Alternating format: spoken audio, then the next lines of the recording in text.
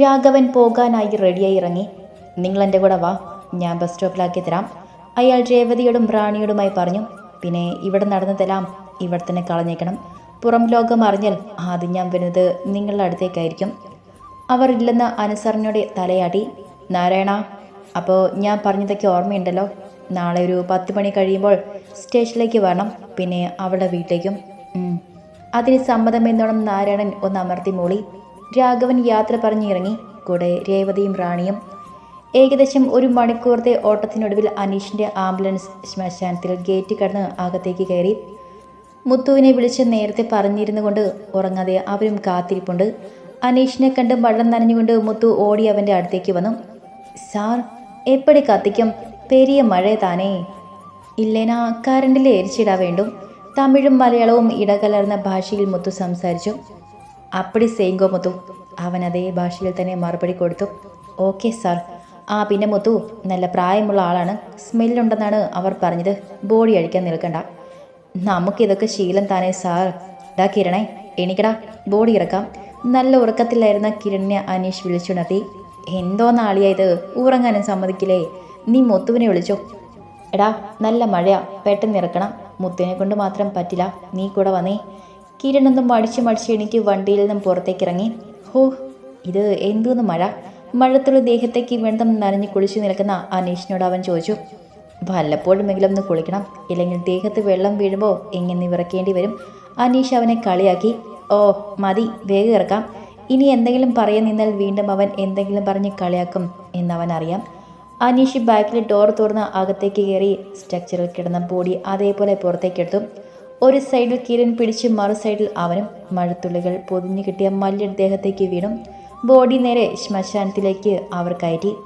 ക്രമേറ്റിലേക്ക് കിടത്തി അവനൊന്ന് നിവർന്നു നിന്നു. സാർ, ഇതിപ്പോൾ താൻ ഓൺ പണിയേ, കൊഞ്ചം ടൈം എടുക്കും സൂടായി വരുന്നതുക്ക്. നീങ്ക പോങ്കോ. അനീഷൊന്ന് മൂളി രണ്ടുപേരും പുറത്തേക്കിറങ്ങി. സാർ, മുത്തു പുറകിൽ നിന്ന് വിളിച്ചു. എന്താ മുത്തു? അയാൾ കയ്യിലിരുന്ന രജിസ്റ്റർ ഉയർത്തി കാണിച്ചു.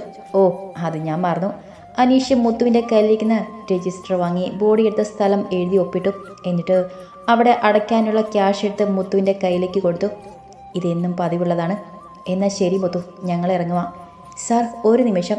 അനീഷ് തിരിഞ്ഞതും മുത്തു പുറകിൽ നിന്നും വീണ്ടും വിളിച്ചു. എന്നാടാ? അനീഷ് ഒരു അമർഷത്തോടെ തിരിഞ്ഞു നോക്കി. ഒന്നാമത്തെ ഉറക്കം ക്ഷീണം, പിന്നെ മഴ നനഞ്ഞുകൊണ്ട് നല്ല തണുപ്പും. അത് സാർ, ബോഡിക്കാല് വെളിയിൽ താനിരിക്ക്. ഒന്ന് നേരെ കിടത്ത വീണു. മുരുകേശൻ നല്ല തൂക്കത്തിൽ താൻ. ഇവൻ്റെ ഒരു കാര്യം. അവൻ പിറുപിറുത്തുകൊണ്ട് ബോഡിയുടെ കാലിൽ പിടിച്ച് മുകളിലേക്ക് തള്ളിയതും കാലിൽ പൊതിഞ്ഞു കെട്ടിയ തുണി അഴിഞ്ഞ് താഴെ വീണു. അവനത് ശ്രദ്ധിക്കാതെ കാലിൽ പിടിച്ച് നേരെ കിടത്തി.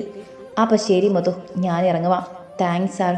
അനീഷ് മുത്തുവിനെ നോക്കിയൊന്ന് മനോഹരമായി പുഞ്ചിരിച്ച് മഴ നനഞ്ഞ വണ്ടിക്കകത്തേക്ക് കയറി. വണ്ടിയിലുണ്ടായിരുന്ന ടവലെടുത്ത് തല നന്നായി തുടച്ചു. പോകാം. അവൻ തിരിഞ്ഞ കിരണിനോട് ചോദിച്ചു. കഴിഞ്ഞോ ശവത്തിനുള്ള നിന്റെ പ്രേമം? ഓ കഴിഞ്ഞേ. അതും പറഞ്ഞ് അവൻ വണ്ടി സ്റ്റാർട്ട് ചെയ്തു. പെട്ടെന്ന് അനീഷിൻ്റെ ഫോണിലേക്ക് ഒരു നോട്ടിഫിക്കേഷൻ വന്നു. അയാൾ ക്യാഷ് അയച്ചെന്നാ തോന്നുന്നേ. അനീഷ് ഫോൺ നോക്കാതെ പറഞ്ഞു. എത്രയെന്ന് നോക്കളിയാ, നീ തന്നെ നോക്ക്. അവൻ ഫോൺ കിരണിൻ്റെ നേർക്ക് നീട്ടി. ഫോൺ ഓൺ ചെയ്ത് നോട്ടിഫിക്കേഷൻ നോക്കി കിരണിൻ്റെ കണ്ണുകൾ അത്ഭുതം കൊണ്ട് പുറത്തേക്ക് തള്ളി. അപ്പോഴേക്കും അനീഷിൻ്റെ വണ്ടി ഗേറ്റ് കടന്ന് പുറത്തേക്ക് ഇറങ്ങിയിരുന്നു. 1,00,000. കിരണിൻ്റെ വാക്കുകൾ കേട്ട് അനീഷ് വണ്ടി സഡൻ ബ്രേക്കിട്ട് ചവിട്ടി നിർത്തി. നീ എന്താ പറഞ്ഞേ? 1,00,000മോ? അവൻ അത്ഭുതത്തോട് ചോദിച്ചു. അതേ അളിയാ, അയാൾ 1,00,000 രൂപയാ നിന്റെ അക്കൗണ്ടിലേക്ക് അയച്ചത്. അവനൊന്നും മനസ്സിലാകാതെ ഫോൺ വാങ്ങി നോക്കി. ശരിയാണ്, തൻ്റെ അക്കൗണ്ടിൽ ഇപ്പോൾ 1,00,000 രൂപ വന്നിട്ടുണ്ട്. അവനൊന്നും മനസ്സിലായില്ല. മെഡിക്കൽ കോളേജിൽ നിന്നും ഇതുപോലെ ബോഡി കൊണ്ടുപോയാൽ കിട്ടുന്നത് 3,000 അല്ലെങ്കിൽ 4,000.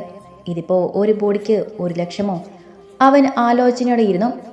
ഗീത രാവിലെ തന്നെ ഉമ്മർത്തോരെ ഇരിപ്പിരിക്കാൻ തുടങ്ങിയതാണ്. ഇടയ്ക്കിടയ്ക്ക് അപ്പുറത്തേക്കൊന്ന് എത്തി നോക്കും. അയാൾ പുറത്തേക്കൊന്ന് പോയിരുന്നെങ്കിൽ മല്ലിയുടെ അടുത്തേക്ക് പോകാമായിരുന്നു. അവർ മനസ്സിലോർത്തു. ഇന്നലെ രാഘവൻ വന്ന് കാണുമോ എന്തോ. വന്നാൽ പിന്നെ പറയണ്ട, എത്രയോ അനുഭവം തനിക്കുണ്ട്. ഡീ, ഒരു അലർച്ചക്കെട്ട് ഗീത ഞെട്ടി എഴുന്നേറ്റു. നാരായണൻ. അതേടി, ഞാൻ തന്നെ. എവിടെയടി അവൾ? അയാൾ ഗീതയുടെ മുടിക്ക് ചുറ്റിപ്പിടിച്ചു. എനിക്കറിയില്ല. അവർ വേദനയാൽ ഒന്ന് പൊളഞ്ഞുപോയി. നീ അറിയാതെയാണോ അവളും മറ്റവനും കൂടെ ഇന്നലെ ഒളിച്ചോടിയേ? ആരുടെ കാര്യമാ പറയുന്നേ? എനിക്കൊന്നും മനസ്സിലാകുന്നില്ല. ഗീത ഒന്നും മനസ്സിലാകാതെ ചോദിച്ചു. നിന്റെ മറ്റവനില്ലേ ഉണ്ണി, അവൻ തന്നെ. അവനും എൻ്റെ പുന്നാര ഭാര്യയും രാവിലെ മുതൽ കാണാനില്ല. എൻ്റെ ആളുകൾ എല്ലായിടത്തും അന്വേഷിക്കുന്നുണ്ട്. അവൻ ബുദ്ധിമാനാണ്. വീട്ടുകാരെ കൊണ്ടല്ലേ രക്ഷപ്പെട്ടത്. എവിടെ പോയാലും രണ്ടിനെയും ഞാൻ വെറുതെ വിടില്ല. പിന്നെ ഇതിൽ നിനക്ക് പങ്കുണ്ടെന്ന് ഞാൻ അറിഞ്ഞാൽ നിന്നെയും. അയാൾ ഗീതയെ നോക്കി ഭീഷണി മുഴക്കി പെട്ടെന്ന് പുറത്തേക്ക് ഇറങ്ങിപ്പോയി. നാരായണൻ പോയതും ഗീത ഒന്ന് നെഞ്ചിൽ കൈവച്ച് നീടിവീർപ്പെട്ടു. ഹോ, ഇപ്പോഴാ ഒന്ന് സമാധാനമായത്. അവൾ ഈ കാലിൻ്റെ കയ്യിൽ നിന്നും രക്ഷപ്പെട്ടല്ലോ. ഈശ്വര, അവർ അയാളുടെ കയ്യിൽ പെടാതെ എവിടെയും സുരക്ഷിതമായിട്ട് കഴിയണേ. ഉണ്ണി നല്ലവനാ, അവളെ പൊന്നുപോലെ നോക്കിക്കോളും. പിന്നെ ഈ കാലൻ പോണെങ്കിൽ വല്ല വണ്ടിയും ഇടിച്ച് ചാവണേ. ഗീത മനസ്സൊരുക്കി പ്രാർത്ഥിച്ചു. അമ്മേ. ഭദ്രയും വൈകിയും ഭാഗ്യം നോക്കി സ്കൂളിലേക്ക് പോകാനായി പുറത്തേക്ക് ഇറങ്ങിയതായിരുന്നു. എന്തിനാ പിള്ളേരെ ഇങ്ങനെ ഒച്ചയെടുക്കുന്നേ? ഭദ്രയുടെ വിളി കേട്ട് പുറത്തേക്ക് വന്ന രാധ അവരോട് ചൂടായി. അവർ ഭയത്തോടെ കഴിച്ചുള്ളിടത്തേക്ക് നോക്കിയ രാധയുടെ മുഖത്തും അതുപോലെ പേടി നിറഞ്ഞു. ഒരിക്കലും മല്ലി ഇങ്ങോട്ടോ അവളെ നിന്ന് അന്വേഷിച്ച് ആരും അങ്ങോട്ടോ വരരുതെന്ന് കൽപ്പിച്ച ആളാണ് ഇന്ന് ഈ വീട്ടുപടിക്കൽ വന്ന് നിൽക്കുന്നത്. അല്ല, ആരിത്? നാരായണൻ മുതലാളിയോ? ഇങ്ങോട്ട് കയറി ഇരുന്നാട്ടെ. അവർ ഉള്ളിലെ ഭയം മറച്ചു വെച്ച് അയാളുടെ പുഞ്ചിരിയോടെ പറഞ്ഞു. ഞാനകത്ത് കയറിയിരുന്ന ചായയും കുടിച്ച് നിങ്ങളെ ക്ഷേമം വന്ന് അന്വേഷിക്കാൻ വന്നതല്ല, നിങ്ങളോടൊരു കാര്യം പറഞ്ഞിട്ട് പോകാൻ വന്നതാണ്. രാധ ഒന്നും മനസ്സിലാകാതെ അയാളുടെ മുഖത്തേക്ക് നോക്കി. അപ്പോൾ ഞാൻ പറഞ്ഞു വന്നത്, ഇവിടുന്ന് ഒരുത്തി ഞാൻ കെട്ടിക്കൊണ്ട് വീട്ടിലേക്ക് കൊണ്ടുപോയില്ലേ, അവളെ ഇന്ന് രാവിലെ മുതൽ കാണാനില്ല. അയ്യോ, എൻ്റെ മോളെവിടെ പോയി? രാധ കണ്ണുനീരോട് ചോദിച്ചു. ആ, നിർത്തുന്നുണ്ടോ നിങ്ങൾ ഈ പൂങ്കണ്ണുനീർ? പിന്നെ വെറുതെ നിങ്ങളുടെ മോൾ ഓടിപ്പോയതൊന്നുമല്ല. എൻ്റെ വണ്ടിയിലെ ഡ്രൈവറെ വിളിച്ച് കയ്യിലെടുത്ത് അവൻ്റെ കൂടെ പോയിരിക്കുന്നേ. രണ്ടിനെ ഞാൻ ജീവിക്കാൻ അനുവദിക്കില്ല. പിന്നെ എത്രയും പെട്ടെന്ന് അവളെ കണ്ടുപിടിച്ച് വീട്ടിലെത്തിച്ചില്ലെങ്കിൽ അയാളൊരു വഷളൻ ചിരിയുടെ താടിയെന്ന് ഒഴിഞ്ഞ് ഭദ്രയുടെയും വൈകിയുടെയും മുഖത്തേക്കൊന്ന് നോക്കി. ഇവരെ ഞാനങ്ങ് കൊണ്ടുപോകും, കേട്ടല്ലോ. അയ്യോ, അങ്ങനെ പറയില്ലേ മുതലാളി, എൻ്റെ കുട്ടികൾ പാവാ, അവരൊന്നും ചെയ്യലേ. അവൾ എവിടുന്നെങ്കിലും കണ്ടുപിടിച്ച് മുതലാളിയുടെ മുന്നിൽ കണ്ടു വന്നോളാം. കത്തിയെറിഞ്ഞ് ചാമ്പലായവളെ എങ്ങനെ ഇവിടുന്ന് തപ്പിയെടുത്ത് കൊണ്ടുവരുമെന്നാ അയാൾ മനസ്സിൽ നിന്ന് ഊറി ചിരിച്ചു. അപ്പോൾ ഞാൻ ഇറങ്ങുവാ, എത്രയും പെട്ടെന്ന് അവളെ അവിടെ എത്തിച്ചോണം, കേട്ടല്ലോ. അവർ ശരിയെന്ന് തലയനക്കി കാണിച്ചു. നാരായണൻ ഭദ്രയുടെയും വൈകിയുടെയും മുഖത്തേക്ക് കൂടി നോക്കി വണ്ടിയിലേക്ക് കയറി. നശിച്ചവൾ, ഒരു കാലത്തും ഗുണം പിടിക്കില്ല. എൻ്റെ കുട്ടികളെ കൂടി അവൾ കൊലയ്ക്ക് കൊടുക്കുമല്ലോ ദൈവമേ. ഇത്രയും കാലം വളർത്തി വലുതാക്കിയതിൻ്റെ ഉപകാരമെങ്കിലും അവൾക്ക് കാണിച്ചുകൂടായിരുന്നോ? അവർ മല്ലിയെ മനസ്സറിഞ്ഞ് പ്രാഗി. എന്താ അമ്മ ഇത്? അമ്മ എന്തിനാ ചേച്ചി കുറ്റപ്പെടുത്തുന്നേ? അയാളുടെ കയ്യിൽ നിന്ന് ചേച്ചി രക്ഷപ്പെട്ടു പോയത് തന്നെയാണ് നല്ലത്. ഒരു കിളവൻ്റെ കൂടെ കെട്ടിച്ചു വിട്ടേക്കുന്നു. നാളെ ഞങ്ങൾക്കും ഈ ഗതികേട് തന്നെയാണോ? ഭദ്രയുടെ ചോദ്യത്തിന് മുന്നിൽ രാധ ഒരു നിമിഷം പതറിപ്പോയി. മോളെ, നീ എന്തൊക്കെയാടി പറയുന്നേ? അവളെപ്പോലെയാണോ നിങ്ങൾ? അല്ല, ഞങ്ങൾക്ക് എന്താ വ്യത്യാസം? ചേച്ചി ഞങ്ങളെപ്പോലെ അമ്മയുടെ വയറ്റിൽ തന്നെയല്ലേ വന്നത്? അവളെ കിട്ടിയില്ലെങ്കിൽ അയാൾ നിങ്ങളെ കൊണ്ടുപോകും മോളെ.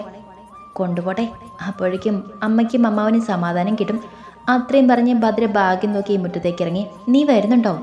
ഒന്നും മനസ്സിലാകാതെ അമ്മയും ചേച്ചിയും മാറി മാറി നോക്കുന്ന വൈകി നോക്കി അവൾ ചോദിച്ചു. അമ്മേ, ഞാൻ പോകുവാണേ. വൈകി തിരിഞ്ഞ അമ്മയെ നോക്കി യാത്ര പറഞ്ഞ് ഭദ്രയുടെ കൂടെ ഇറങ്ങി നടന്നു. രാധ ഒന്നും മിണ്ടാനാകാതെ അങ്ങനെ തന്നെ നിന്നു. അനീഷ് ഐസിവിൻ്റെ മുന്നിൽ ടെൻഷനോടെ ഇരുന്നു. എൻ്റെ പൊന്നളിയ, അളിയൻ എന്തിനാ ഇങ്ങനെ ടെൻഷൻ അടിക്കുന്നേ? അളിയുടെ പെരുമാറ്റം കണ്ടാൽ തോന്നുമല്ലോ ഭാര്യ അകത്ത് പ്രസവിക്കാൻ കിടക്കുവാണെന്ന്. കിരണിൻ്റെ ചോദ്യത്തിന് മുന്നിൽ അനീഷ് ഒന്ന് കണ്ണുരുട്ടി കാണിച്ചതും കിരൺ ഒന്നും അറിയാത്ത ഭാവത്തിൽ തിരിഞ്ഞിരുന്നു. പെട്ടെന്ന് ഐസിവിൻ്റെ ഡോർ തുറന്ന് പുറത്തേക്ക് ഇറങ്ങി വന്ന ഡോക്ടർ എലനെ കണ്ട് അനീഷ് ചാടി എണീറ്റു. മേഡം, എന്തായി? ഡോക്ടറിനെ കണ്ട് അനീഷ് അടുത്തേക്ക് ചെന്നു. അനീഷിൻ്റെ ആരായി കുട്ടി? എൻ്റെ ആരുമല്ല ഡോക്ടർ. പിന്നെ ഇപ്പോൾ ഈ ലോകത്തു നിന്ന് തന്നെ പോകേണ്ടവളായിരുന്നു. കുറച്ച് സമയം ഒന്ന് താമസിച്ചിരുന്നെങ്കിൽ ജീവനോടെ എരിഞ്ഞ് ചാമ്പലാകുമായിരുന്നു. വാട്ട്?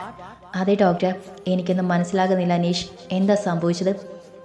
അവനെ രാഘവൻ വിളിച്ചതും ബോഡി ശ്മശാനത്തിൽ എത്തിച്ചതും 1,00,000 രൂപ അക്കൗണ്ടിൽ വന്നതുവരെ അനീഷ് പറഞ്ഞു നിർത്തി. എന്നിട്ട് ഡോക്ടർ ആകാംക്ഷയോട് ചോദിച്ചു. ഒരു ബോഡിക്ക് 1,00,000മോ? അവൻ അത്ഭുതത്തോടെ കിരണിനോട് ചോദിച്ചു. കോളടിച്ച് അളിയാ, ഇതുപോലത്തെ കേസ് വലുതുമുണ്ടെങ്കിൽ അയാളോട് ഇനിയും വിളിക്കാൻ പറ. കിരൺ സന്തോഷം അടക്കാൻ വയ്യാതെ പറഞ്ഞു. അവൻ്റെ മനസ്സിൽ വീണ്ടും എന്തൊക്കെയോ സംശയങ്ങൾ വന്നു നിറഞ്ഞു. പെട്ടെന്ന് അവൻ ഡോർ തുറന്ന് ശ്മശാനത്തിനകത്തേക്ക് ഓടി. മുത്തു! അവൻ അലറി വിളിച്ചു. അവൻ്റെ വിളി കാറ്റിലും മഴയിലും ലയിച്ചു ചേർന്നു. ഇതിപ്പോൾ എന്താ സംഭവം? അവൻ എന്തിനാ ഇങ്ങനെ അലറി വിളിച്ചോടുന്നേ? കിരൺ ഡോർ തുറന്ന് അവൻ്റെ പുറകെ ഓടി. അളിയാ, നിക്ക്, എന്താ സംഭവം? കിരൺ പുറകിൽ നിന്നും വിളിച്ചു. മുത്തു! അകത്തേക്ക് കയറിയ അവൻ വീണ്ടും വീണ്ടും വിളിച്ചുകൊണ്ടേയിരുന്നു. ഇതൊന്നും അറിയാതെ മല്ലിയുടെ ബോഡി ഉള്ളിലേക്ക് തള്ളാൻ തുടങ്ങുമായിരുന്നു മുത്തു. പെട്ടെന്ന് മുത്തു ദൂരേക്ക് തെറിച്ചു വീണു. ഇതെന്താ സംഭവം എന്ന് മനസ്സിലാകാതെ മുത്തു പേടിയോടെ തിരിഞ്ഞു നോക്കി. അനീഷ് ബോഡി പുറത്തേക്ക് എടുക്കുന്നത് കണ്ട് മുത്തുവും പുറകിൽ നിന്ന് ഓടി വന്ന കിരണും ഒന്നും മനസ്സിലാകാതെ സ്റ്റക്കായി നിന്നു. എന്താളിയ കാര്യം? അതൊക്കെ പറയാം, നീ ആദ്യം എന്നെ ഒന്ന് സഹായിക്കുക. ഈ ബോഡി താഴേക്കിറക്ക്. കിരൺ സംശയത്തോടെ നിന്നു. എടാ, ഇങ്ങനെ നിൽക്കാതെ പിടിക്ക്. എന്നാ സാർ, എന്നാ പ്രശ്നം? പിടിക്ക്. അതൊക്കെ പറയാൻ മുത്തു. 3 പേരും കൂടെ ബോഡി ഇറക്കി താഴെ വെച്ചു. അനീഷ് പെട്ടെന്ന് കാലിലേക്ക് നോക്കി. അതെ, ഈ പാദസരമാണ് എൻ്റെ കയ്യിൽ തടഞ്ഞത്. അതിലൂടെ എൻ്റെ കയ്യിലേക്ക് അടിച്ച ചൂട്. മരിച്ചിട്ടില്ല, ഈ ബോഡിക്ക് ജീവനുണ്ട്. അതുമല്ല, പ്രായമുള്ള ഒരാളുടെ ബോഡി അല്ലത്. അവൻ ബോഡി ചൂണ്ടി ഒരു വെപ്രാളത്തോടെ പറഞ്ഞു. നോക്ക് കിരണേ, നീ ആ കാലിലേക്ക് നോക്ക്. മുത്തുവും കിരണും കാലിലേക്ക് നോക്കി. ശരിയാണ്, ഇതേതോ കൊച്ചുകുട്ടികളുടെ കാല് പോലെ ഉണ്ടല്ലോ. അതുമല്ല, ഡെഡ് ബോഡിയുടെ കാലിൽ വെള്ളിക്കൊലുസോ? കിരണും സംശയത്തോടെ ചോദിച്ചു. ഡാ, നോക്കി നിൽക്കാതെ ഇത് മൊത്തം അഴിച്ചെടുക്ക്. 3 പേരും കൂടി മല്ലിയെ കെട്ടിപ്പൊതിഞ്ഞു വെച്ചിരുന്ന തുണികളെല്ലാം അഴിച്ചു മാറ്റി. കടവുളേ, ഇതൊരു ചിന്ന പൊണ്ണ് താനെ. തുണി മൊത്തം അഴിച്ചു മാറ്റി മല്ലിയെ കണ്ടത് മുത്തു നെഞ്ചിൽ കൈവച്ചു പറഞ്ഞു. അളിയ, ഇപ്പോൾ എന്ത് ചെയ്യും? കിരൺ പേടിയോട് ചോദിച്ചു. അനീഷ് പെടുന്ന പൾസ് നോക്കി.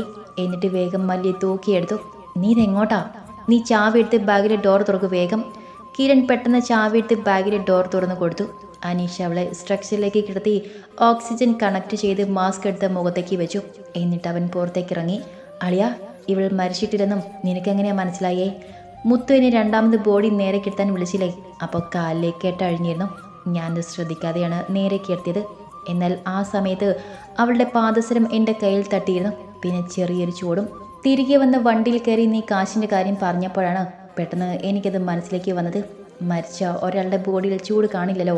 പിന്നെ നീ പറഞ്ഞതുപോലെ ബോഡിയിൽ എങ്ങനെ പാദസരം കാണും? അതും ഒരു പ്രായമായ കിടപ്പ് രോഗിയുടെ. നീ കാണാതെ ഇരുന്നെങ്കിൽ എൻ്റെ പൊന്നളിയ ഇപ്പോൾ ചാമ്പലായനെ. അല്ല, എന്നാലും പ്രായമായ രോഗിയാണെന്ന് പറഞ്ഞിട്ട് ഈ കുട്ടി എങ്ങനെ?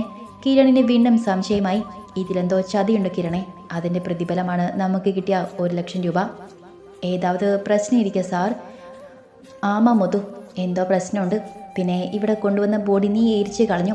നാളെ ആര് വന്ന് അന്വേഷിച്ചാലും അങ്ങനെ പറയാവൂ. ഇവൾക്ക് എന്താ സംഭവിച്ചെന്ന് അറിഞ്ഞിട്ട് എന്തെങ്കിലും ചെയ്യാം. ഓക്കെ സാർ, വാടാ, വന്ന് വണ്ടിയിൽ കയറി. അനീഷ് വേഗം വണ്ടി സ്റ്റാർട്ട് ചെയ്തു. അളിയ, ഇത് നമുക്ക് തലവേദന ആകുമോ? നമുക്ക് അയാളെ വിളിച്ചു പറഞ്ഞാലോ? അത് ഇപ്പോൾ വേണ്ട കിരണേ. ആദ്യം ആ കൊച്ചിന് പറയാനുള്ളത് എന്താണെന്ന് നമുക്ക് നോക്കാം. പിന്നെ അയാൾ അത്ര നല്ലവനൊന്നുമല്ലല്ലോ. എനിക്ക് എന്തൊക്കെയോ സംശയം തോന്നുന്നു. എന്ത് സംശയം? പറയാം. ആദ്യം ഹോസ്പിറ്റലിൽ എത്തട്ടെ. അവനൊന്ന് പറഞ്ഞു നിർത്തി ഡോക്ടറിനെ മുഖത്തേക്ക് നോക്കി. ഓ, അപ്പോൾ അതാണ് സംഭവം. ഒരു ജീവൻ രക്ഷിക്കാൻ നീ കാണിച്ച മനസ്സുണ്ടല്ലോ, അത് ഒരുപാട് വലുതാണ്. നിനക്കപ്പോൾ സംശയം തോന്നാതിരുന്നിരുന്നെങ്കിലോ? ഡോക്ടർ എൻ്റെ മുന്നിൽ വരുന്ന ഓരോ രോഗിയെയും എൻ്റെ ജീവൻ കൊടുത്തും ഞാൻ രക്ഷിക്കും. ഡോക്ടർ ഇപ്പോൾ ആ കുട്ടിക്ക് എങ്ങനെയുണ്ട്? അത് ആ കുട്ടി ആരോ റേപ്പ് ചെയ്തിട്ടുണ്ട്. പിന്നെ പിടിവലിക്കിടയിലാണെന്ന് തോന്നുന്നു. എന്തുകൊണ്ട് ആ കുട്ടിയുടെ തലയിൽ ശക്തിയിൽ അടിച്ചിട്ടുണ്ട്. ആ അടിയിൽ അവളുടെ ബോധം പോയിരിക്കാം. അപ്പോൾ അയാൾ കരുതിയിട്ടുണ്ട് ഇവൾ മരിച്ചെന്ന്. അങ്ങനെയായിരിക്കാം ഡോക്ടർ. അനിഷേ, ഇനി നിൻ്റെ പ്ലാൻ എന്താ? നിന്നെ എനിക്കറിയാവുന്നത് കൊണ്ട് മാത്രമാണ് ഞാനത് പോലീസിൽ അറിയിക്കാതെ ഇങ്ങനൊരു കേസ് വന്നു കഴിഞ്ഞാൽ അവരെ ഇൻഫോം ചെയ്യേണ്ടതാണ്. ഡോക്ടർ, തൽക്കാലം നമുക്കിത് രഹസ്യമായി തന്നെ വെക്കാം. ആ കുട്ടിക്ക് ബോധം വന്നിട്ട് എന്താണെന്ന് ചോദിച്ചിട്ട് പോരെ? തൽക്കാലം നമുക്കങ്ങനെ ചെയ്യാം. ഞാൻ റൂമിലേക്ക് പോകുക. എന്തെങ്കിലും ഉണ്ടെങ്കിൽ വിളിച്ചാൽ മതി. ശരി ഡോക്ടർ. ഡോക്ടർ പോകുന്നു നോക്കി അവനൊരു നിമിഷം നിന്നു. എന്നിട്ട് തിരികെ കിരണിൻ്റെ അടുത്തേക്ക് ചെന്നു. അളിയ, എനിക്ക് നല്ല പേടി തോന്നുന്നുണ്ട്. അയാൾ എന്തും ചെയ്യാൻ മടിയില്ലാത്തവനാ. നീ വെറുതെ പേടിക്കാതറാ. അതുപോലെ എനിക്കും ഒന്നിനും മടിയില്ല. അതും പറഞ്ഞവൻ പുറത്തേക്ക് നടന്നു.